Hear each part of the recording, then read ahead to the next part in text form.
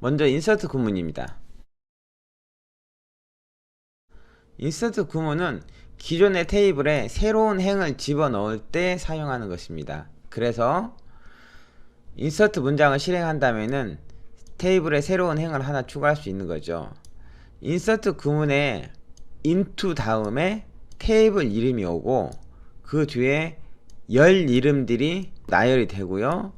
values라는 구문 뒤에 값들을 나열하게 됩니다.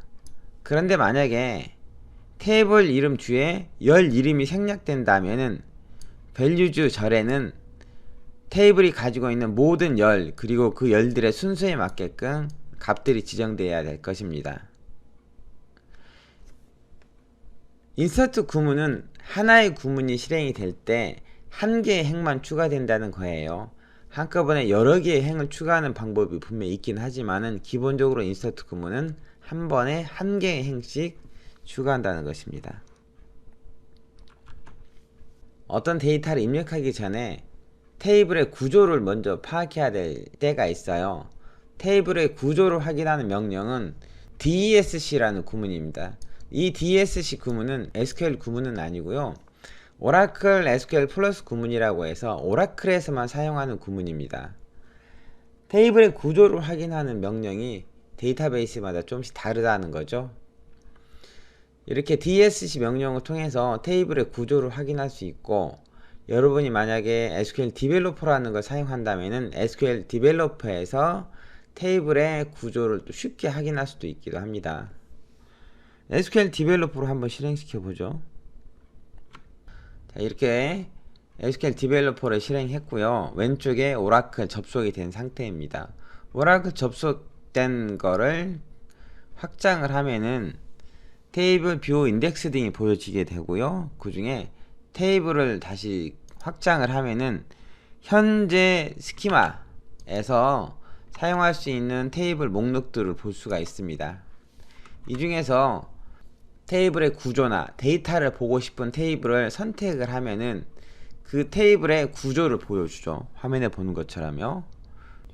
현재 이 보여지는 Employees라는 탭이 있고 그 아래 열, 데이터, 모델, 제약 조건 등을 통해서 이 테이블에 대한 자세한 내용들을 볼 수도 있습니다.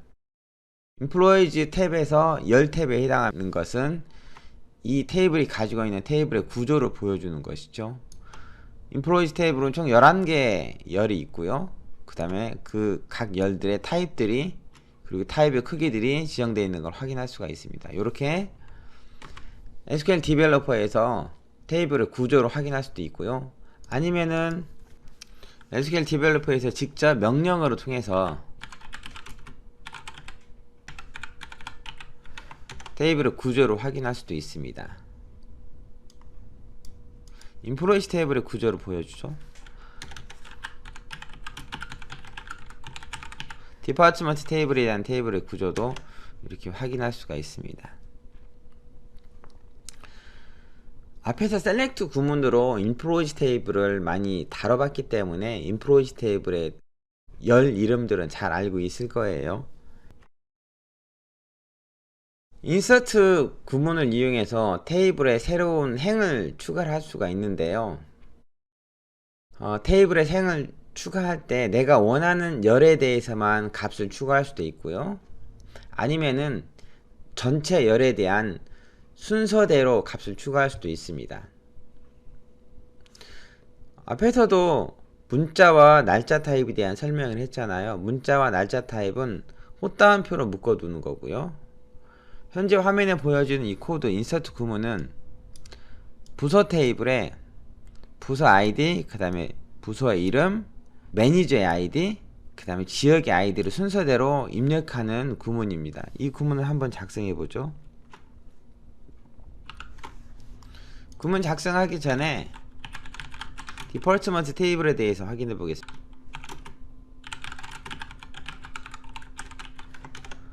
디폴트먼트 테이블을 보면은 현재 총 27개가 있죠. 여기에 새로운 행 하나를 추가하기 위해서 insert into 구문을 작성할 수 있습니다. insert into 다음에는 테이블 이름이 나오고요. 그 다음에 values를 통해서 이 테이블의 각 열에 매핑될 값들을 순서대로 적어주는 거죠. 저는 280번 부서의 이름을 데이터 애널리틱스라고 했고요. 그 다음에 이 부서의 매니저는 아직 지정되지 않은 상태여서 널로 두고요. 그 다음에 이 부서의 위치는 위치 아이디 1700을 사용할 거예요 라고 이렇게 입력하고 실행시키면은 새로운 행이 하나 추가가 되는 거죠. 새로운 행이 추가됐는지는 셀렉트 구문을 통해서 확인할 수가 있습니다. 이렇게 하면 새로운 행이 이렇게 아래쪽에 추가된 걸 확인할 수 있죠. 부서 아이디 280, 그 다음에 부서 이름은 데이터 애널리틱스, 매니저 아이디는 널, 그 다음에 로케이션 아이디는 1700 였습니다. 이렇게 새로운 행 하나를 인서트 구문으로 넣을 수 있죠.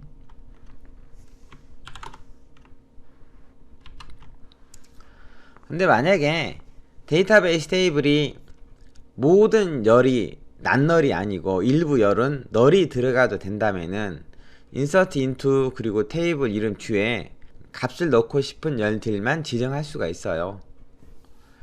화면에서 보여지는 이 구문은 디파트먼트 테이블에서 디파트먼트 ID, 그 다음에 디파트먼트 네임, 로케이션 아이디에 대해서만 값을 지정하는 예입니다.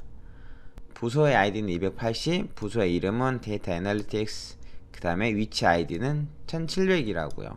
매니저 아이디는 널이 가능하기 때문에 굳이 안 집어넣어도 됐겠죠.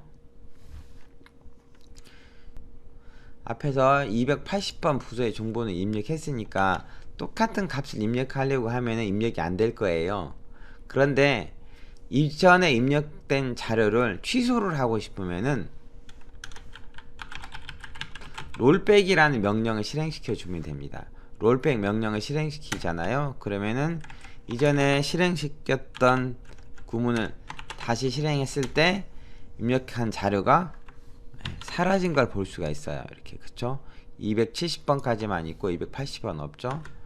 작업을 하고 롤백을 이용해서 이전 작업으로 되돌려줘야 책에서 실행한 결과를 다시 확인할 수가 있어요. 자, 이렇게 원래대로 되돌리고요. insert into 구문을 작성합니다. insert into에 테이블 이름 넣고요. 그 뒤에 열들을 나열하는데 이 부분을 생략하면은 values 절에는 모든 열의 값들을 순서대로 적어줘야 돼요. 그렇지 않고 지금 방금 보는 것처럼 열의 이름을 직접 지정하면은 values 절에 그 지정한 열에 들어갈 값들만 지정해주면 된다는 거죠.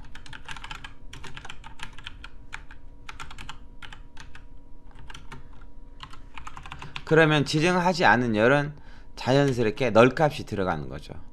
그런데 이 테이블에 어떤 열이 널 값을 가질 수 있는지 아니면 갖지 못하는지를 알아야 된다는 거죠. DSC 디파트먼트 하잖아요. 그러면은 이 테이블의 구조가 나오는 거죠. 테이블의 구조에 널이라고 되어 있는 부분이 있습니다. 여기에 낱널이라고 되어 있으면은 그 열은 어떤 값이라도 들어가야 된다는 거고, 아무 표시가 없잖아요. 그럼 그 열은 널 값이 존재하다는 거예요. 여기서 이전에 실행시켰던 인서트 구문은 부서의 아이디, 부서의 이름, 그 다음에 지역의 아이디만 입력했고, 매니저 아이디는 널 값으로 두르기 때문에 별도로 열 이름을 지정하지 않았던 것이죠. 이렇게요. 새로운 행이 하나 입력됐는지는 셀렉트 구문으로 확인해 보면 되겠죠.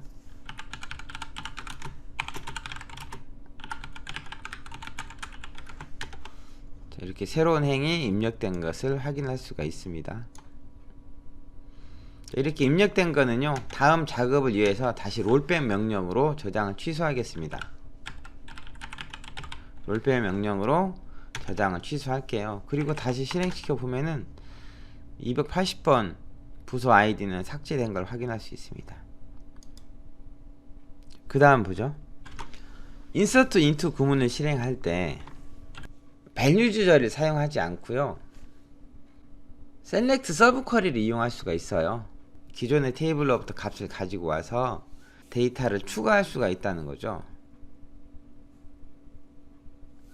구문은 간단해요. insert, int, 그리고 테이블명, 그리고 그 뒤에 열 이름은 생략할 수도 있고요. 아니면 직접 지정할 수도 있습니다. 그리고 그 뒤에 select 서브 쿼리를 작성하면은 select 서브 쿼리 결과대로 테이블에 값들을 각 열에 매핑시켜서 집어넣는 거죠. 테이블 뒤에 열 이름을 지정하려면은 저장하려고 하는 열의 개수, 타입이 select 서브 쿼리에서 조회했던 데이터의 타입과 개수가 맞아야 돼요. 서브 쿼리에 있는 값의 개수와 그리고 데이터 타입이 뭐에 일치해야 된다고요? 인서트 절에 사용하는 테이블 뒤에 나와 있는 열의 개수, 데이터의 타입과 일치해야 한다는 것이죠.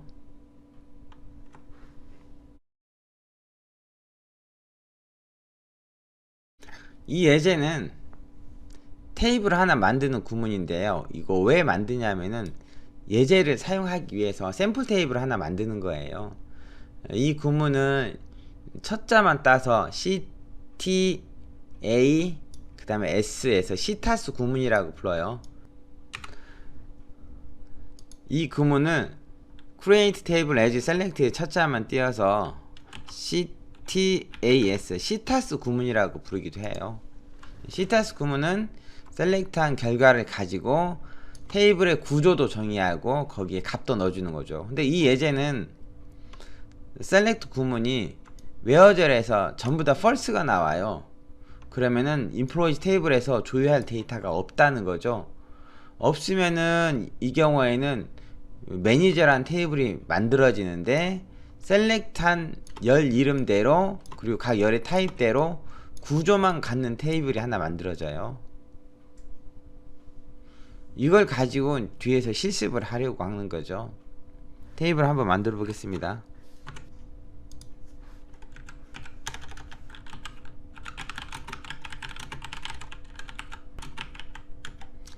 create 테이블, 그리고 새로 만들 테이블 이름, 그리고 as 한 다음에 select 구문을 실행시키죠. employee id와 first name, job id, salary, 그 다음에 hire date, 그 다음에 from employees. from 다음에 where절이 있는데요. 여기에는 1은 2라고 했어요. 2라고 2가 같지 않으니까 employees 데이터를 조회할 때 모든 행에서 false가 반환이 되죠. 그러면은 employees 테이블에서 데이터가 한 개도 조회가 안 된다는 뜻이에요. CTAS 구문에서 데이터가 하나도 조회되지 않는 select 구문을 작성한다면은 테이블의 구조만 갖는 테이블이 만들어지는 거죠. 자, 이렇게 SQL 구문을 작성하고 실행시키면 테이블이 하나 만들어지죠. 만약에 여러분이 테이블을 잘못 만들었으면은 드롭 테이블 구문을 이용해서 테이블을 삭제할 수가 있어요. 이렇게 드롭 테이블 하면은 테이블이 삭제가 되죠. 그리고 이제 다시 만들면 되겠죠. 저는 삭제했다가 다시 만들어 봤습니다.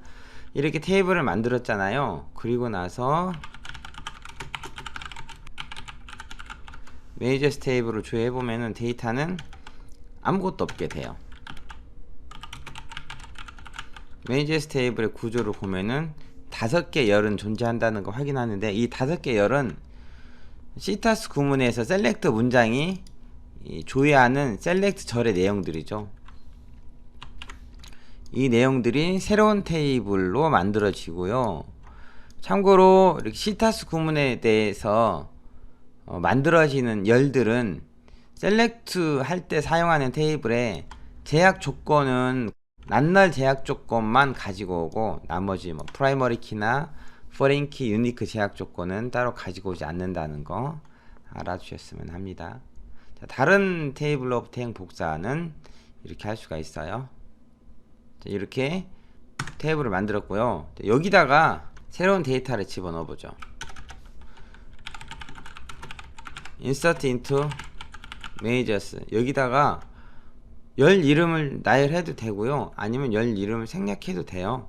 만약에 열 이름 생략하고 바로 셀렉트 구문을 작성한 다음에는 원래 이 인서트할 테이블의 열 이름들 순서대로 셀렉트 절에도 값이 만들어지게 해야겠죠. 그래서 employee id, first name, job id, 이런 식으로 셀렉트 구문에 majors라는 테이블이 가져야 될 열들을 쭉 나열하고요.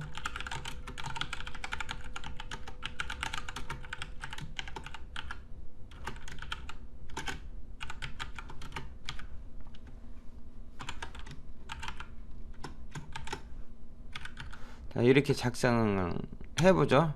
이렇게 작성하면은 아래쪽에 12개 행이 삽입되었습니다 라고 나오죠.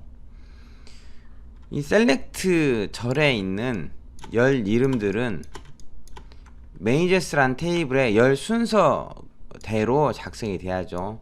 매니저스 테이블 이름 뒤에 열 이름들을 생략하면은 그 순서대로 값이 매핑되도록 셀렉트 문장을 만들어 줘야 된다는 거예요. 자, 그리고 12개 행이 삽입됐는데 실제 셀렉트 구문으로 확인해 보죠.